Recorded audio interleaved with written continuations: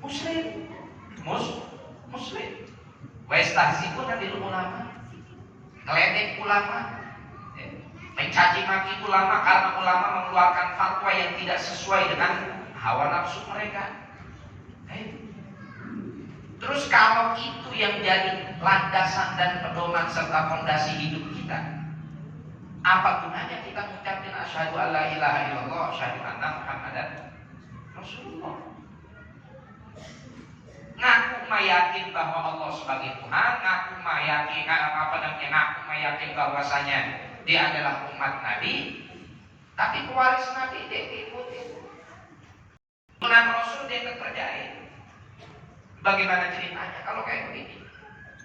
Ini namanya tanaqud, kontradiksi dalam pikiran dia sendiri. Ya. Kontradiksi dalam pikiran dia sendiri. Gimana ceritanya? Ente ngaku beriman kepada Allah Subhanahu wa taala, tapi apa yang Allah perintahkan ente jauhin. Agak. Dan ini yang menjadi fenomena kebanyakan umat muslim saat ini. Di atas apa mereka hidup? Betul kan hidupnya di atas fondasi iman, di atas fondasi Islam? Mana sholat, mana ngaji, mana puasa, mana zikir, mana melakukan yang halal, mana tinggalin yang haram. Zaman sekarang pakaian aja belum tentu jadi jaminan. Berapa banyak orang yang tarassam di rasmil muslim, pakai pakaian muslim, ya, pakai baju koko, pakai kerudung, kadang bajunya syarfi, la ilaha illallah. Asal hari Minggu, malam Minggu jalan dengan yang bukan mahram dan dengan tangan melakukan kemaksiatan. Ini yang diajari dengan Nabi Muhammad SAW. Kalau hal itu adalah sesuatu yang halal, Sayyidina Ali, Sayyidatina Fatimah yang paling pertama kerjain. Kalau halal, tapi haram. Terus kenapa banyak muslim yang melakukan? Dan banyak yang menormalisasi hal itu.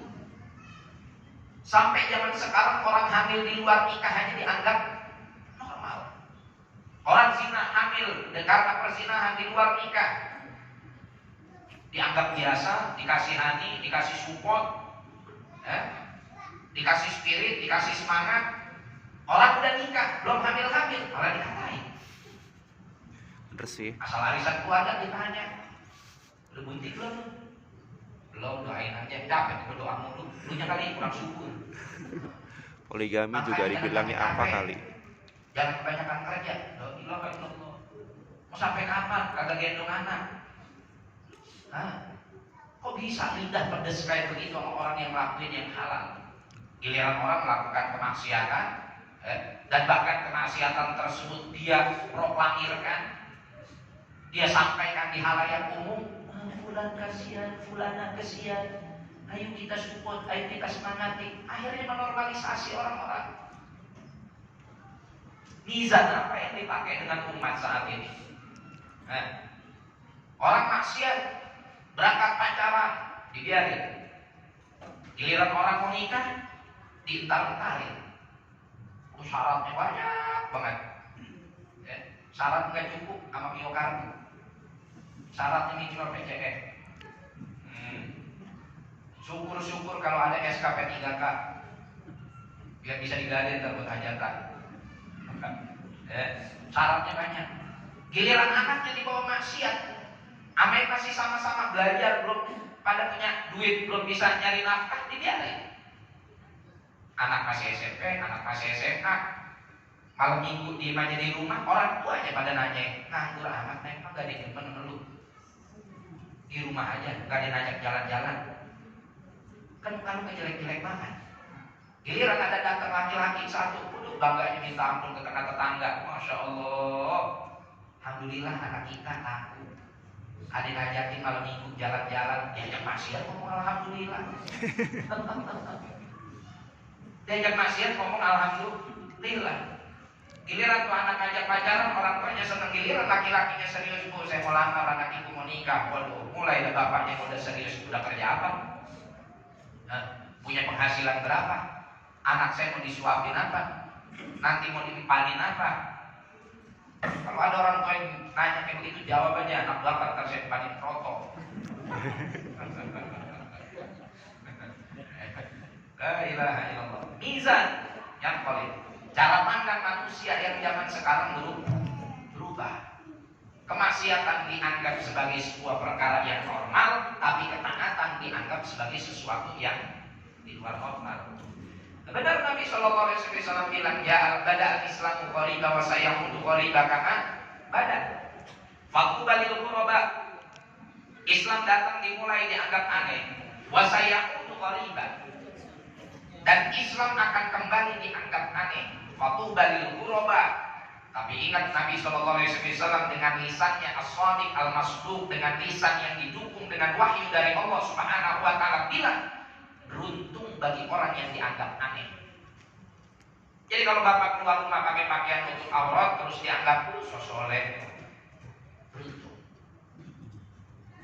Anak ibu nggak pacaran, diam di rumah, taat kepada Allah, dibilang kagak laku, dibilang kampungan, dibilang norak, dibilang gak ngikutin tren, dibilang gak ngikutin zaman. Alhamdulillah, terserah semua lisan mau ngomong apapun, yang penting lisan Nabi Muhammad Shallallahu Alaihi Wasallam bikin saya ridho.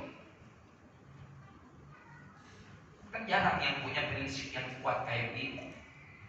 Ya, bodo amat orang mau ngomong apa, yang penting Allah Subhanahu Wa Taala meridhoi saya. Baginda Nabi Shallallahu Alaihi Wasallam senang sama saya. Toh yang sekarang bilang saya norak, yang sekarang bilang saya aneh, nanti di akhirat juga nggak bisa ngebantuin saya kok. Kita udah belajar kemarin pada beberapa pertemuan yang lalu yang bisa ngasih syafaat Nabi Muhammad Shallallahu Alaihi Wasallam. Sekarang kalau kita melanggar apa yang diperintah sama Nabi, kita melanggar tuntunan Nabi, ya, kita senangnya mendapat penilaian baik dari orang yang menyelisihi Rasulullah, apa nggak malu kita di hari kiamat nanti nadang-nadang minta syafaat sama Rasulullah, ya Rasulullah kasih saya syafaat. Karena kedepannya dikasih nilai bagus sama orang yang menyelisihi sunnahku. Coba minta sama dia. Bisa kita minta orang tersebut. Bisa dia ngasih pertolongan buat kita. Jangankan buat kita, buat dirinya sendiri kesulitan. Buat dirinya sendiri kesulitan. Wahakala, ini prinsip hidup yang harus kita punya. Maka dari itu para sahabat radhiyallahu taala anhum wa ardhahum, ya, dikisahkan salah satu dari mereka berangkat ke Persia untuk menemui raja dalam rangka berdakwah. Sampai di sono dikasih jamuan makan. Ya, pas dikasih jamuan makan, ada makanan yang jatuh ke tanah, diambil lagi, dimakan, ya. Terus sisa makanan yang ada di jari dijilat-jilatin. Orang kerajaan namanya istana, ya kan, ya, jorok, tinggalin kayak begitu. Ini istana, malu. Apa jawaban sahabat tersebut? Alihada taruku sunnata Muhammad. Cuma gara-gara biar saya dianggap ngikutin tren yang ada di istana, saya harus tinggalin sunnah Nabi Muhammad. Wallah gak ada bandingannya antara istana dengan kemuliaan baginda Nabi Shallallahu Alaihi Wasallam. Bodoh amat yang mau anggap anak orang, anak maunya ngikutin baginda Nabi Shallallahu Alaihi Wasallam. La ilaha illallah. Wa alaihi namut. Dan mudah-mudahan Allah Subhanahu Wa Taala wafatkan kita dalam keadaan punya iman